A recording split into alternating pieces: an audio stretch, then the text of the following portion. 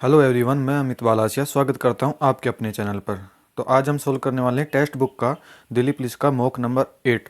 इससे पहले हमने 7 मॉक सोल्व करवा दिए हैं। यूट्यूब पे प्लेलिस्ट बनी हुई है, जाके देख सकते हो। और कल हमने RWA के जो मॉक सॉल्यूशन है वीकली, उसका हमने वीडियो डाला था, जिस पे बहुत ही अच्छा रिस्पॉन्स आया है। वन के 2 वीडियो हैं, SSC GD दिल्ली पुलिस, है ना। तो उनका हो चुका है। देखिए, इस मॉक को देने के लिए टेक्स्ट बुक पे जाना है और दिल्ली पुलिस वाले सेक्शन में जाके यहाँ पे फुल टेस्ट पे दबाएंगे। आप देखिए, ये 15 मॉक हैं और 15 इस ये होने के बाद हम आपको ये 15 वाले मॉक है ना, ये करवा देंगे। ये सेक्शनल शुरू कर देंगे, ठीक है। और हमने 7, देखो 7 कर चुके हैं, ये 8वां नंबर। तो चलिए आपके आगे हम शुरू करते हैं।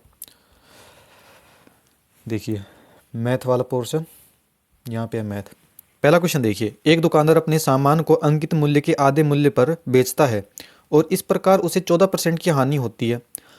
यदि उसने उन्हें अंकित मूल्य पर बेचा होता तो उसका लाभ परसेंट क्या होता। पहला क्वेश्चन, क्वेश्चन नंबर 1। देखिए, यहाँ मान लिया कॉस्ट प्राइस, ये हो गया। यहाँ पे लेते हैं MP मार्क प्राइस, और ये हो गया SP सेलिंग प्राइस। अब देखिए, कह रहा है ना कि अंकित मूल्य के आधे आधे मूल्य पर बेचता है। मैंने मान लिया अंकित मूल्य मतलब मार्क प्राइस मैंने माना 100 रुपये है। इसका आधा क्या हो जाएगा, 50। इस आधे पर बेच रहा है तो 50 हो गया। अब बोल रहा है 14% की हानि होती है। मतलब ये जो 50 है ना, ये जो 50 है, ये 86 का मान है। 100 माइनस 14 मतलब 86। ये 86% का मान है। और 100 से गुना करेंगे तो ये क्या आ जाएगा, कॉस्ट प्राइस आ जाएगा। देखो, 4 से 2 से कटेंगे, 2 से काटेंगे 50 बार, 2 से काटेंगे तो 43 बार, ठीक है। अब यहाँ पे क्या आ गया, कॉस्ट प्राइस आ गया 50 इंटू 50 अपॉन 43।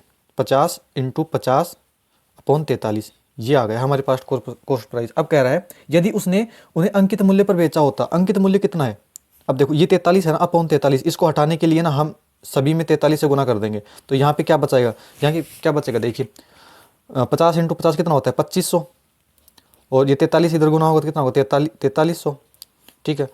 और यहाँ से करने की जरूरत है नहीं 43, क्योंकि ये बोल रहा है मार्क प्राइस पर बेचते हैं। मतलब 4500 की चीज़, 4500 को चीज़ खरीद के लेगा, उस पर लिखा हुआ है 4300, 4300 का ही बेच देता है। तो ये हमको बोलना चाह रहा है। तो यहाँ पे हमको प्रॉफिट बताना है। तो देखिए कितने का अंतर है, देखिए कितने का अंतर है, 1800 का अंतर है। यहाँ पे कितने पर, 2500 पर।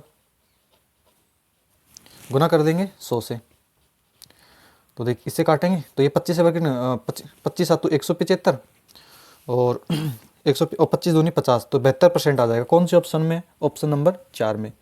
उम्मीद करते हैं आपको अच्छे से समझ में आया होगा। अगला क्वेश्चन देखिए, क्वेश्चन नंबर 2 सिंप्लीफिकेशन का है। देखो हम लिख लेते हैं इसको एक बार। 41 माइनस 36 और माइनस 48,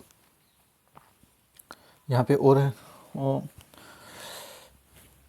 देखिए 36 माइनस, देखिए ये हमने गलत यहाँ पे आइए, ठीक है, भाग 3 माइनस, और इसको अगर मैं सोल्व करके लिखूँ तो 2 का भाग पहले 8 में देंगे तो 2 चौक 8, और 4 में से 4 गए तो 0 हो जाएगा, ठीक है। और यहाँ पे भाग 2 ये है। अब देखिए 41 माइनस यहाँ पे है 36, यहाँ पे कितना हो जाएगा, यहाँ तक हो जाएगा 0, क्योंकि यहाँ पे 0 है। और 3 का भाग हम 48 में देंगे तो कितना आ जाएगा 16, ये आ जाएगा। अब देखिए 41 माइनस, इसको देखिए 36 में से 16 जाएगा तो कितना बचेगा, 20 बचेगा। भार है माइनस का, तो यहाँ पे इसको घटाएंगे तो कितना आ जाएगा 21 आ जाएगा। कौन से ऑप्शन में, ऑप्शन नंबर 1 में। उम्मीद है समझ में आया होगा। अगला क्वेश्चन देखिए, 125 इंटू, तीसरा क्वेश्चन है 139 और 145, 160 और 175। इसको कह रहा है 25 से भाग देंगे तो शेषफल क्या बचेगा, शेषफल 0 बचेगा। क्यों, क्योंकि इसको 25 से काटेंगे तो कितना, 5 बार कट गया, तो नीचे तो कुछ भी नहीं है ना, इसको गुना करेंगे फिर, है ना। तो यहाँ पे शेषफल कुछ भी नहीं बचेगा, क्योंकि 25 का भाग पूरा पूरा चला जाएगा। कौन से ऑप्शन में, ऑप्शन नंबर 2 में 0 है। अगला क्वेश्चन देखिए, क्वेश्चन नंबर 4 कह रहा है शीला अपनी सामान्य गति 33/24 की गति से चलती है और एक निश्चित दूरी अपनी सामान्य गति से 5 मिनट अधिक समय में तय करती है। उस दूरी को तय करने में लगने वाला सामान्य समय की गणना कीजिए। देखिए शीला है, शीला की स्पीड है, ये मैंने मान ली सामान्य थी, सामान्य मतलब पहले की, और ये हो गई अब जो उसने चेंज करेगी। तो पहले वो कह रहा है कि सामान्य गति की 33/24 की गति से, तो मैंने मान लिया पहले वो 24 से चलती थी। अगर मैं इसका 23/24 करूँगा तो 24 से 24 कट जाएगा, तो क्या बचेगा 23 बचेगा, तो यहाँ पे आ जाएगा 23, ठीक है। तो स्पीड का उल्टा होता है टाइम का रेशियो, तो टाइम कितना हो जाएगा 23 24 हो जाएगा यहाँ से। अब कह रहा है कि वह 5 मिनट अधिक समय लेती थी, यहाँ पे पहले 23 यूनिट ले रही थी, यहाँ पे कितना 24 यूनिट ले रही थी, तो कितना यूनिट अधिक लिया, हमारे हिसाब से 1 यूनिट लिया, तो 1 यूनिट का मान कितना है 5 है। और पूछा क्या है, सामान्य समय पूछा, ये सामान्य है, ये सामान्य समय मतलब 23 है, तो 23 को 5 से इंटू करेंगे तो कितना हो जाएगा, देखिए 1 यूनिट का मान 5 है, तो 23 यूनिट का मान कितना हो जाएगा, 23 इंटू 5 हो जाएगा, तो 23 5 कितना होता है 115 होता है। कौन से ऑप्शन में, ऑप्शन नंबर सी में है। उम्मीद अच्छे से समझ में आया हुआ कॉन्सेप्ट। अगला क्वेश्चन देखिए, क्वेश्चन नंबर 5 देखिए, कह रहा है पिता की आयु और उसके पुत्र की आयु का अनुपात 5:3 है। उनकी आयु दर्शाने वाली संख्याओं का गुणनफल 960 है। 6 वर्ष के बाद उनकी आयु का अनुपात क्या होगा। देखो यहाँ पे लिख लिया मैंने फादर और यहाँ पे मैंने लिख लिया एस सन, ठीक है। अब देखिए फादर की कितनी है, पिता की है 5x, मैंने x मान रहा हूँ, अनुपात में ना 5x, और यहाँ पे हो गया 3x। तो कह रहा है उनकी आयु का गुणनफल 960 है। उनकी आयु का गुणनफल कितना है 5x इंटू 3x, इनका गुणनफल है 960 के बराबर।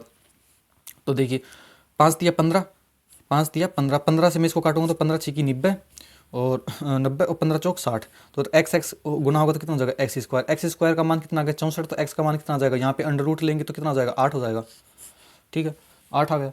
अब क्या कह रहा है, देखो अगर हम इसकी आयु पता करें तो देखो फादर की कितनी हो जाएगी 8 5 40, फादर की होगी 40 और 8 या 24, ये होगी सन की। अब कह रहा है 6 वर्ष बाद, तो इसमें 6 जोड़ देंगे हम, तो ये कितनी हो जाएगी 46, देखिए यहाँ पे हो जाएगी 46 और ये हो जाएगी 30।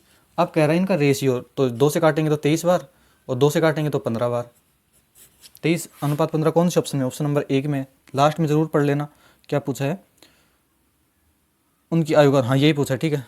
कई बार क्या होता है ना 15:23 भी पहले बेटे की पूछ लेता है तो फिर 15 आएगा पहले, ये ध्यान में रखना होता है, ये गलती मत करना आप। अगला क्वेश्चन देखिए, क्वेश्चन नंबर 6, अर्धगोलाकार कटोरे की बाहरी और आंतरिक त्रिज्या क्रमशः इतनी है। देखो मतलब बाहर की त्रिज्या कितनी है 40 सेंटीमीटर है और अंदर की कितनी है 35 सेंटीमीटर है, 35 सेंटीमीटर है।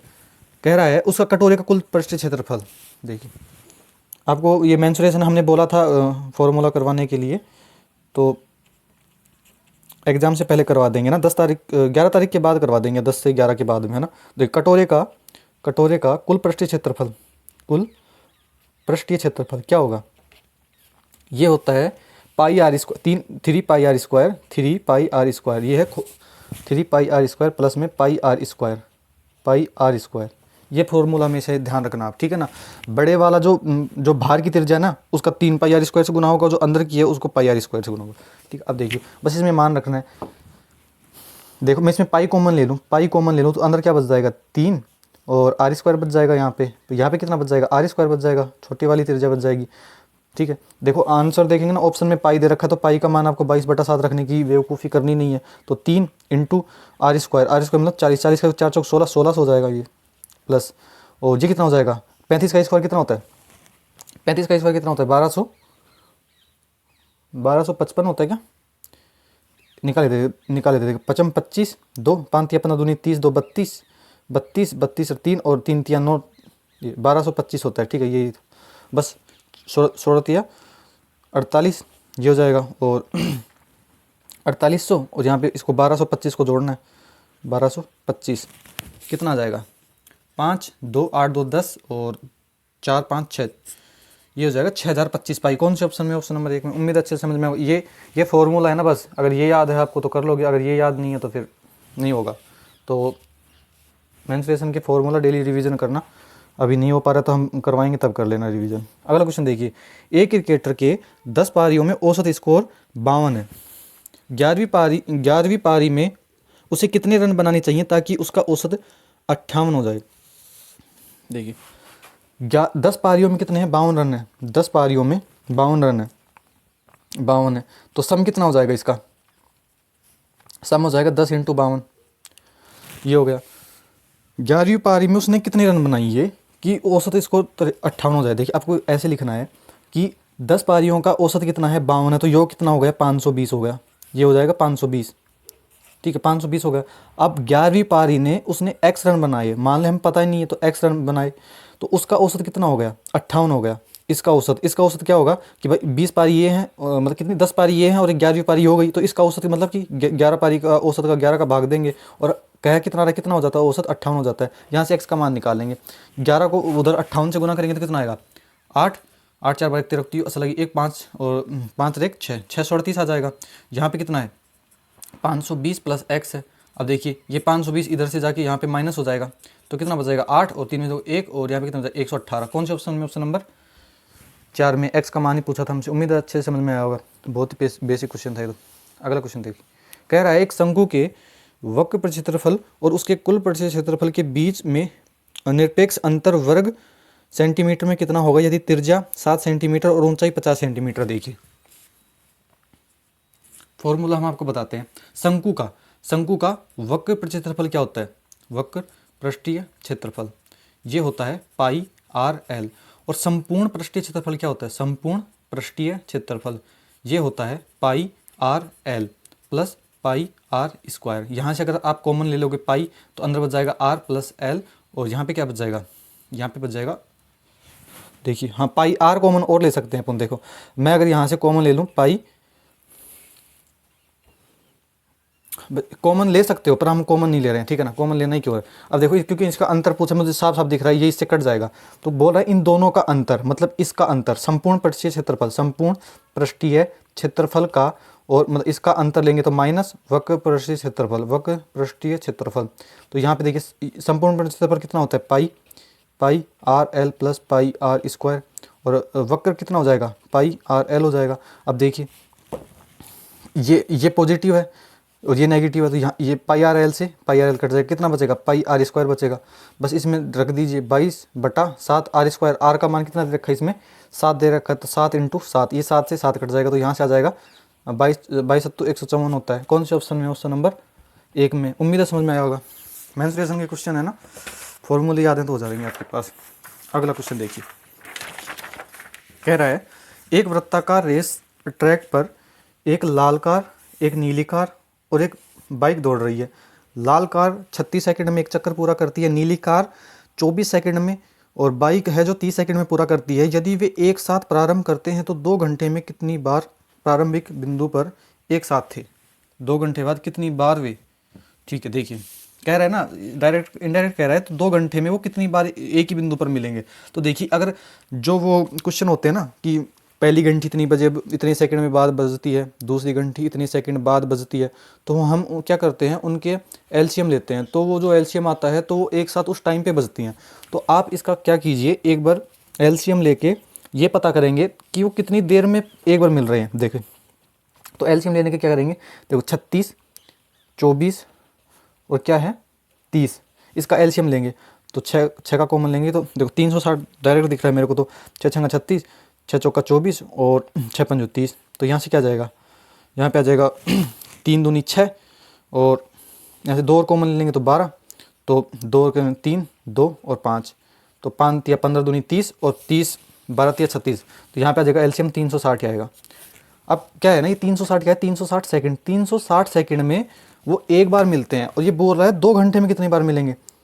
तो अगर 2 घंटे में हम 360 का भाग दे देंगे तो पता चल जाएगा। तो देखिए 2 घंटे, ये क्या है 2 घंटे, अगर मैं इसको 60 से गुना करूँगा तो क्या हो जाएगा, ये मिनट हो गया। अगर मिनट को फिर मैं 60 से गुना करूँगा तो क्या हो जाएगा, ये सेकंड हो गया, तो ये हो गया सेकंड।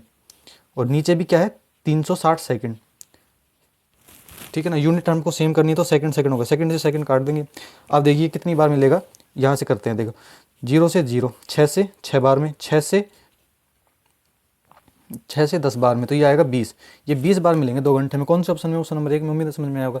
अगला क्वेश्चन देखिए, कह रहा है ए और बी क्रम से किसी काम को 30 दिन और 40 दिनों में कर सकते हैं। उन्होंने मिलकर काम शुरू किया, लेकिन कुछ समय बाद ए कार्य करना छोड़ देता है और बी शेष काम को 25 दिनों में पूरा करता है, तो ए ने कितने दिनों बाद कार्य छोड़ा था। क्वेश्चन नंबर 2, ये है ए, ये है बी।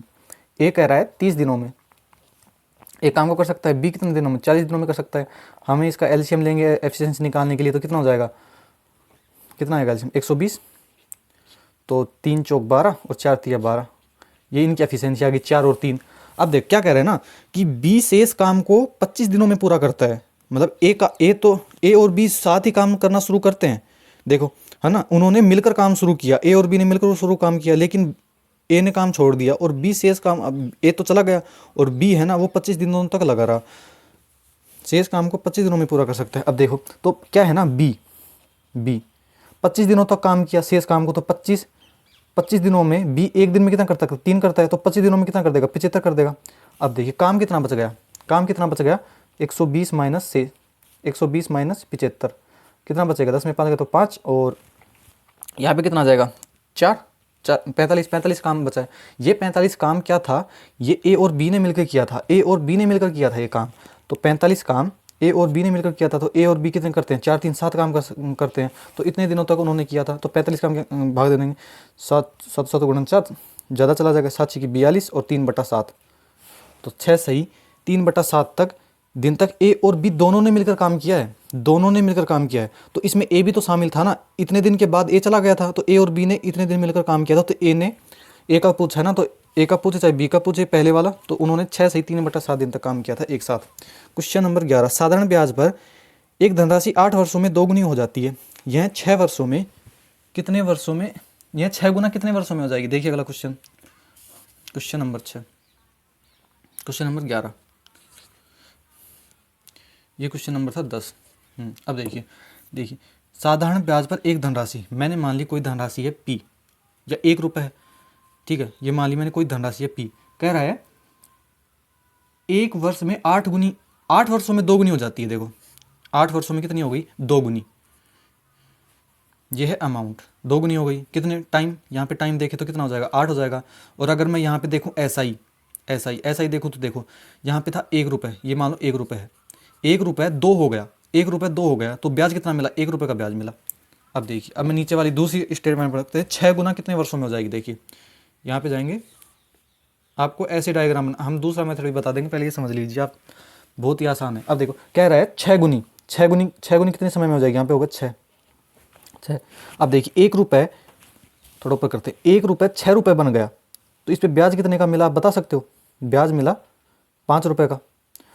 अब यहाँ पे टाइम निकालना है अपने को, कितने टाइम में मिला। अब देखो यहाँ पे 1 रुपये का 5 हो गया, मतलब कितने गुना हो गए, 5 गुना हो गया, तो टाइम भी 5 गुना हो जाएगा। तो 8 का आप 5 गुना करोगे, 8 का 5 गुना करोगे तो टाइम कितना हो जाएगा, 40 आ जाएगा। ये कैसे आएगा, 8 का 5 गुना करोगे तब।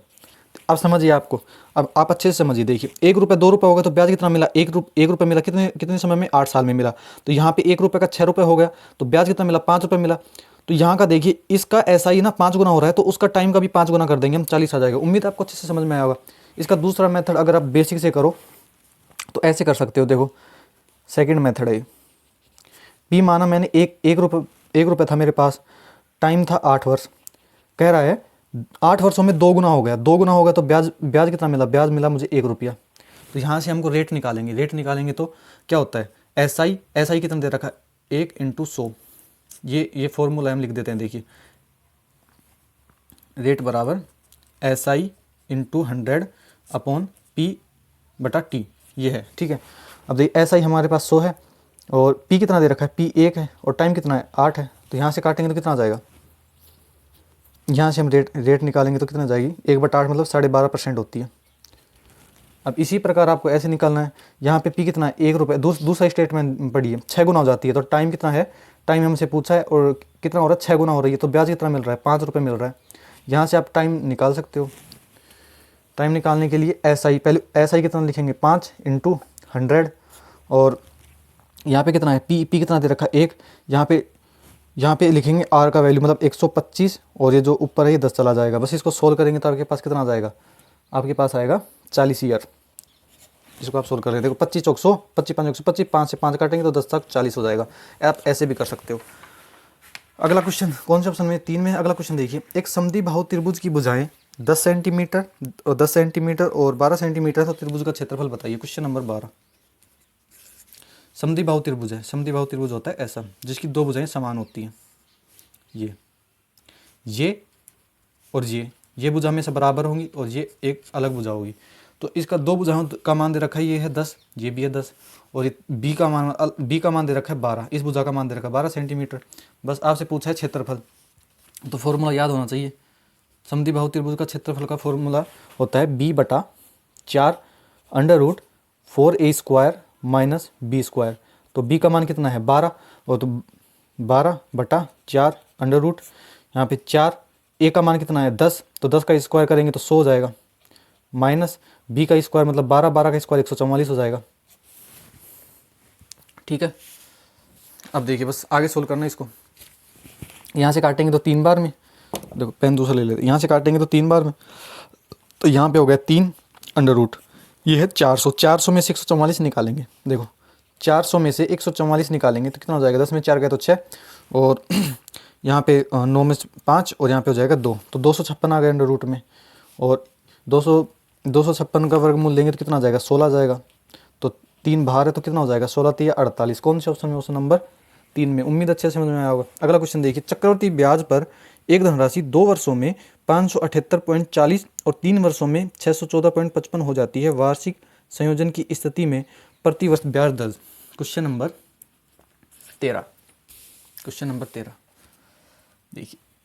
देखिए कोई धनराशि है, ठीक है, वो क्या है ना, दो ईयर्स में, 2 ईयर्स में कितनी हो रही है 578.40, ये हो गई है। अब कह रहा है 3 ईयर्स में कितनी हो रही है, 3 ईयर्स में हो रही है 614.55। देखिए ये है 2 साल में, और ये है 3 साल में, ये है पूरी 3 साल में, तो यहाँ पे कितना टाइम लगा होगा, यहाँ पे 1 साल लगा होगा, 1 साल में ये राशि इतनी हो गई होगी। तो आप ऐसे मान सकते हो, और 1 साल का ब्याज क्या होता है, CI और SI बराबर होता है 1 साल का, तो यहाँ पे ये मान सकते हो, या आप मान सकते हो प्रिंसिपल है जो हमारा ये राशि है ना, ये इतनी हो रही है 1 साल में, तो ये हो रहा है अमाउंट, ये इतना हो रहा है। ठीक है, अब बस अब इसको यहाँ से आप सोल्व कर सकते हो। देखो 578.40 है, मैं पॉइंट को नहीं लिख रहा, अभी बताऊंगा क्यों। इसको रेशियो लेना होता है, 614.55 पॉइंट को नहीं लिख रहा, क्यों, क्योंकि ये पॉइंट यहाँ पे आएगा 100, ये पॉइंट का आएगा बटा में 100 से 100 कट जाएगा। ठीक है, तो ये बस अब इसको काट लीजिए आप, यहाँ से काटेंगे हम, देखिए 5 से काटेंगे तो 5 एकम 5, 5 एकम 5 कितना बचेगा, फिर 5 एकम 5 फिर जाएगा, फिर 5 एकम 25, 5 छंगा 30 और 5 अंठू 40, ये आ जाएगा। ठीक है, 5 से काटेंगे तो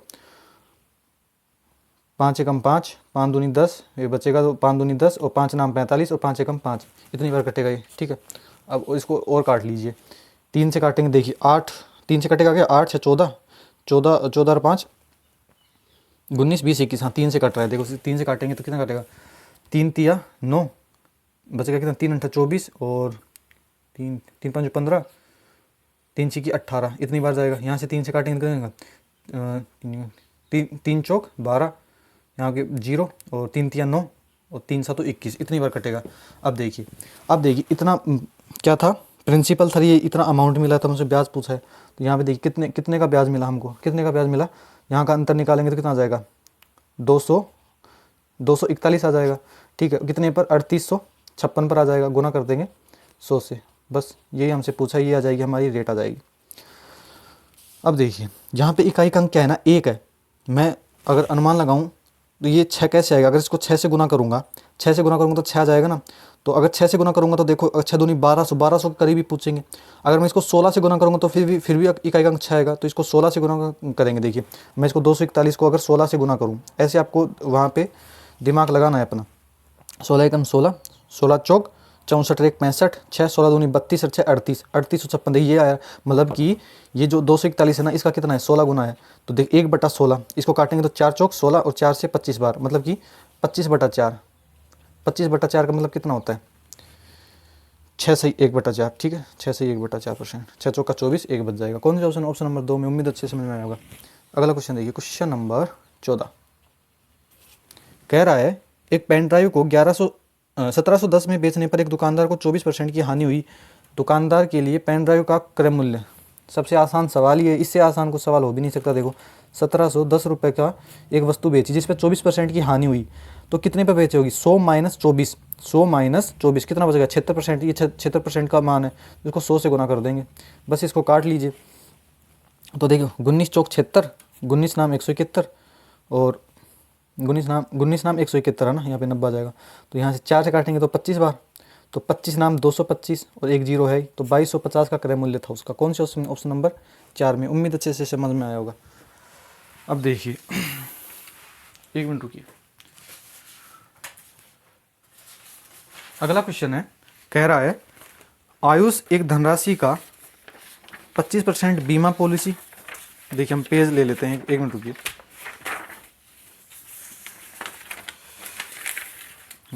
देखिए आयुष एक धनराशि का 25% बीमा पॉलिसी पर, देखो हम यहाँ पे लिखते चलते हैं। आयुष है जो 25% तो बीमा पर, कितना पर? 25% तो बीमा पर।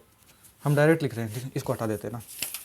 हाँ अब देखिए 25% बीमा पॉलिसी पर और 26% भोजन पर, 26% भोजन पर खर्च कर रहा है, 23% बच्चों पर कर रहा है, बच्चों की शिक्षा पर, 19% मनोरंजन पे कर रहा है, खर्च करता है। और उसके बाद है ना 26,600 रुपये बच जाते हैं।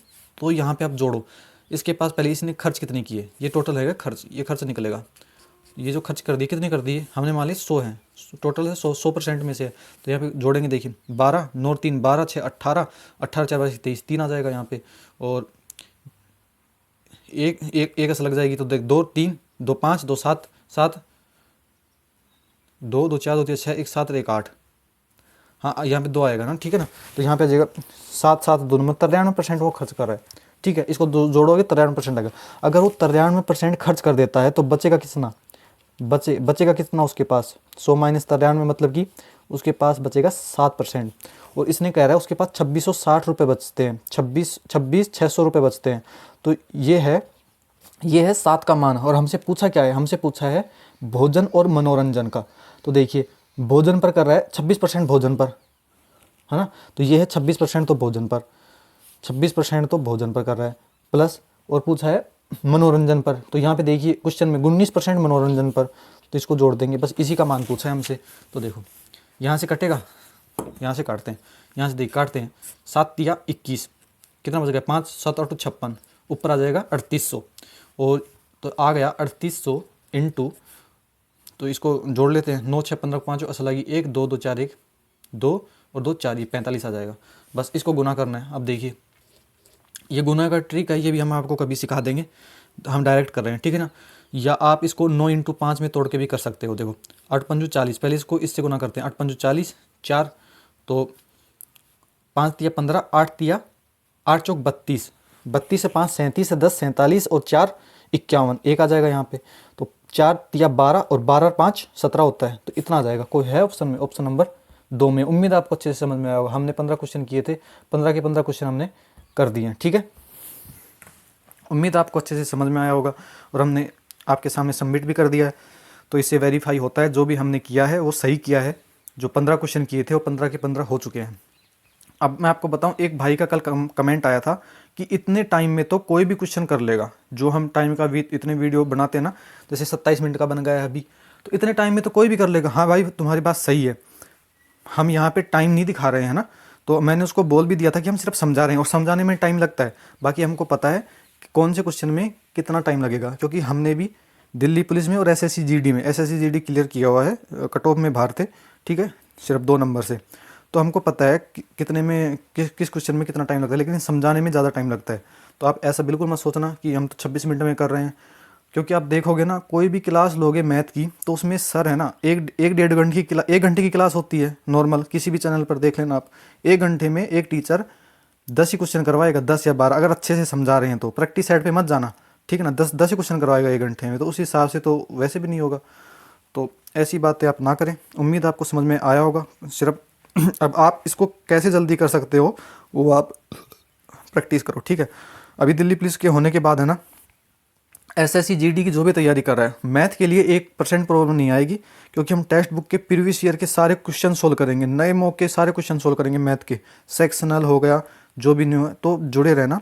एसएससी जीडी वालों के लिए 1 जनवरी से शुरू कर देंगे हम, शायद 1 जनवरी से पहले ही शुरू कर देंगे, है ना। 23 को एग्ज़ाम है हमारा, उसके बाद शुरू कर देंगे। तो आज के लिए इतना ही, धन्यवाद।